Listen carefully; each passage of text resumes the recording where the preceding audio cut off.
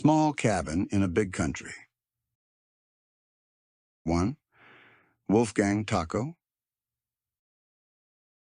Wolfgang Taco collected napkins and never his own. He took them from the laps and the tabletops of the men he ate with, and he kept them folded into the compartments of a worn leather Gladstone bag. Cotton was best. Cotton held a scent for years. Paper went to dust in a season and gave you nothing back. The lamp in the motel room threw a nicotine light across an unmade bed and the shape of a man asleep in it. A Wyeth print hung crooked on the wall. Christina in her field, dragging herself toward a house she was never going to reach. Taco traveled with it and taped it up in every room he stayed in. A glass of whiskey had gone brown and flat on the dresser.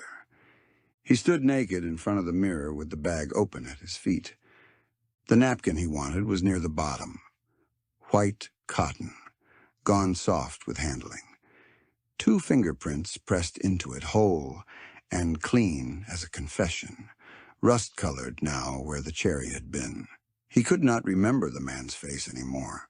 He remembered the mouth. He held it under his nose and breathed in. Ribeye rare. Sweat. Something underneath the sweat. He remembered the eyes going wide, not at the knife, but at the smile that came before it. He remembered how little resistance a body offers, how the blade goes through a man the way a thumb goes through the skin of a plum. He remembered the sound the floor made. Taco folded the napkin along its old creases and put it back where it lived. "Hey, Wolfie!" Pedro's voice came out of the bathroom, cheerful, wet with toothpaste. "You want to grab some breakfast down at the Puffin?" He was talking about his dick again. Taco did not answer. He was thinking about the call from the night before. The client called himself the rector, and the rector did not chat. The rector gave you a place and hung up. The place hadn't come through yet. Somewhere warm would be good. Miami, Venice Beach. He was owed a warm one. Well, if you want to eat it, you got to feed it. Pedro knew nothing. That was the thing about Pedro. He was as dense as a fence post, and there was not one useful fact in his head. But he talked.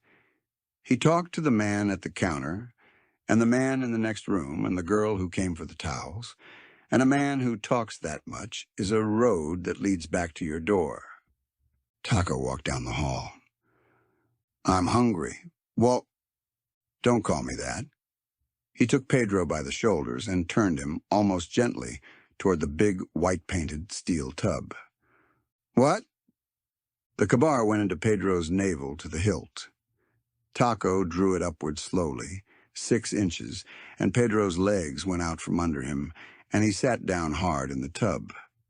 Taco made his 90-degree turn and finished the cut and pulled the knife clear with a quick switch of the wrist, and Pedro's insides came out into his lap. "I said," Taco told him, "do not call me that." Then the screaming started. Nobody was going to hear it but Taco, and Taco did not mind it at all. 15 minutes later, he was packing when the phone rang. He picked up on the second ring. "I'm here." The rector said 4 words and hung up. Taco put his head down.